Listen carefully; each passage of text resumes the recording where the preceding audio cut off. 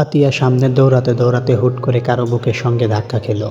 আতিয়া ভয়ে সেই ব্যক্তিটির জামা খামচে ধরে বলল, প্লিজ আমাকে হেল্প করুন, আমাকে এই কাপুরুষদের হাত থেকে বাঁচান প্লিজ। বলতে বলতে আতিয়ার লোকটিকে এক প্রকার জড়িয়ে ধরল। এই দিকে ছেলেগুলো সামনে এসে এমন দৃশ্য দেখে থেমে যায়।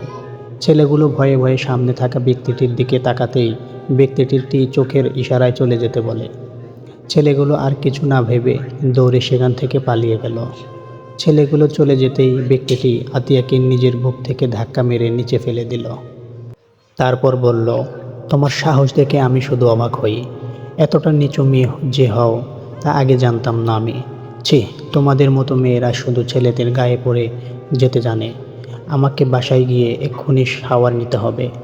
আজ আমি অপবিত্র হয়ে গেছি শুধু তোমাদের মতো এক অসহম ক্যারেক্টারলসের মেয়েদের জন্য। আতিয়া ধাক্কা খেয়ে রাস্তায় পড়ে গেল। তাতে ওর হাত পায়ের হাঁটু বেশ ভালোইভাবে ছিঁড়ে গেছে। আতিয়া নিজেকে সামলে উঠে দাঁড়াতে যাচ্ছিল, ঠিক তখনই একটা বজ্রপাতে কাঁপিয়ে দেওয়া কণ্ঠস্বর শুনতে পেল, যে কণ্ঠে সে আগেও শুনেছে। যেভাবে এই লোকটি তার চরিত্র নিয়ে কথা বলেছে, এর আগেও এমন কণ্ঠেই কেউ তাকে অপমান করেছিল। আতিয়া তাই লোকটির দিকে তাকালো, আর তাকাতেই বড়সড় একটা ঝটকা খেল।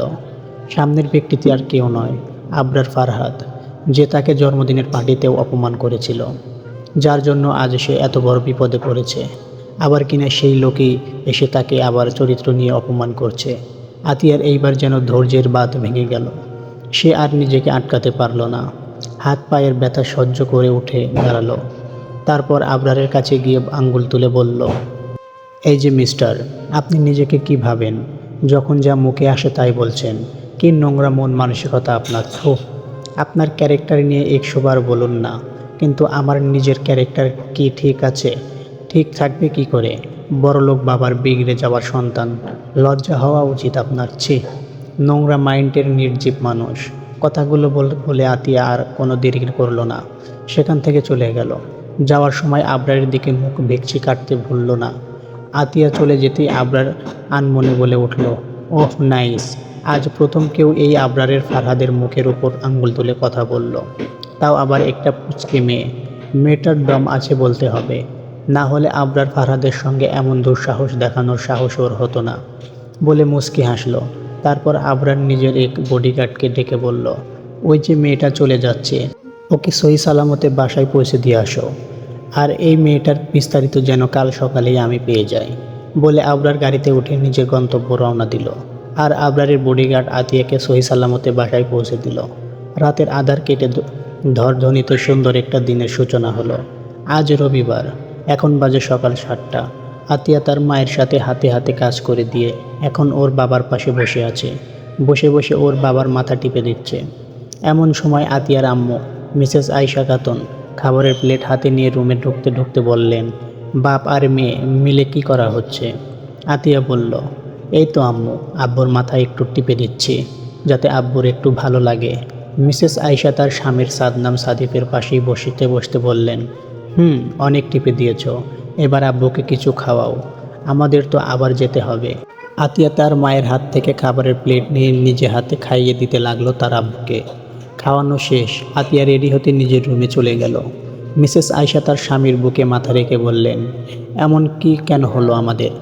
অল্প আয়ে তো বেশ সুন্দরভাবেই চলছিল আমাদের দিনগুলো, কার এত নজর লাগলো গো সাদিফ আমাদের মুখের একটু কুটির ঘরে?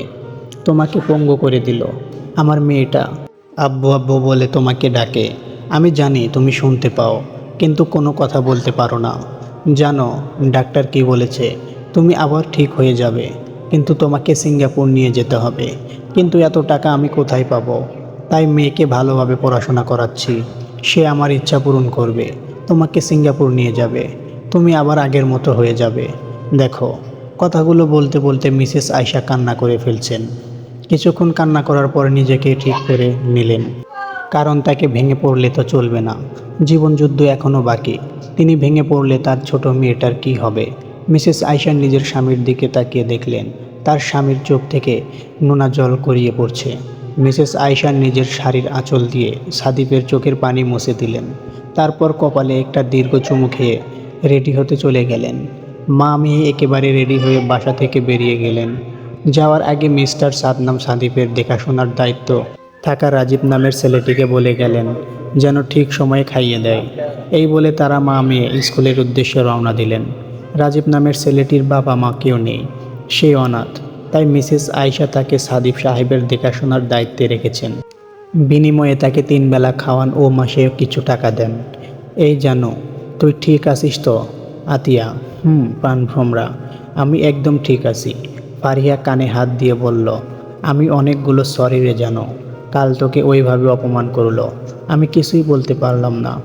আতিয়া মাসি তাড়ানোর মতো করে হাত নাড়িয়ে বলল, আরে প্রাণভ্রমরা, কোথাকার কথা কোথায় তুলিস? ওইসব কীট পতঙ্গ জাতীয় কথা আমি মনে রাখি না, বাদ দে। ফারিয়া চোখ ছোট ছোট করে বলল, সত্যি বলছিস? আতিয়া দাঁত কেলিয়ে বলল, না গো প্রাণভ্রমরা, মই মিথ্যা কথা কই। আতিয়ার এমন কথা শুনে ফারিয়া ফিক করে হেসে দিল। ফারিয়াকে হাসতে দেখে আতিয়া বলল, কি গো প্রাণভ্রমরা, আন্নে হাসেন কে লাইগা? ফারিয়া আতিয়ার পেটে হালকা চর দিয়ে বলল, বেয়াদব মাইয়া, আর ওইভাবে কথা বলবি? আতিয়া ভাবলেশীন ভঙ্গিতে বলল, আচ্ছা যা, আর কইব না। ফারিয়া আবার ধর, তুই বলে ফারিয়াকে আতিয়া ধরতে লাগলো। ফারিয়া তার দিকে ধেয়ে আসতে দেখে আতিয়া দৌড় দিল। নাইস নেম, আতিয়া জিন্নাত। জি বস। তার মা একজন শিক্ষিকা আর বাবা পঙ্গু হয়ে পড়ে আছেন 2 বছর ধরে। আতিয়া জিন্নাত ম্যাম এখন ক্লাস 10-এ পড়ে। আবার ভ্রু কুঁচকে বলল, 10-এ পড়ে? জি স্যার। বয়স কত? 16 বছর। আচ্ছা তুমি যাও, আমার দরকার পড়লে আমি তোমাকে ডেকে নেব। স্যার বলে ওকে। লোকটি বেরিয়ে গেল। এদিকে আবরার মনে মনে বলল, এই মেয়ে তো একদম পুচকে, আমার হাঁটুর সমান, তাই এত তেজ। বাবা, আই লাইক ইউ টু জিন্নাত। আম্মু আম্মু। মিসেস আয়শা, কি হয়েছে? আম্মু, ফারিহা ফোন দিয়ে বলছে যে সামনের যে পার্ক আছে ওইখানে আমাকে যেতে বলল। মিসেস আয়শা, আচ্ছা যাও, কিন্তু তাড়াতাড়ি বাসায় আসবে। ওকে আম্মু, বলে আতিয়া রেডি হয়ে চলে গেল পার্কের উদ্দেশ্যে। 2 বান্ধবী হাঁটতে হাঁটতে নির্বিল জায়গায় এসে পড়ল। ওইখানে একটা পুকুর আছে, সান বাঁধানো।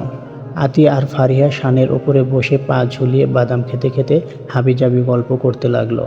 ওদের গল্পের মাঝে হঠাৎ বিকট একটা শব্দ হলো। শব্দটা এত জোরে ছিল যে আতিয়া আর ফারিহা কান দুটোতে আঙ্গুল দিয়ে রাখলো। শব্দ থামলে আতিয়া আর ফারিহা কান থেকে হাত সরিয়ে শব্দের উৎস খুঁজতে লাগলো।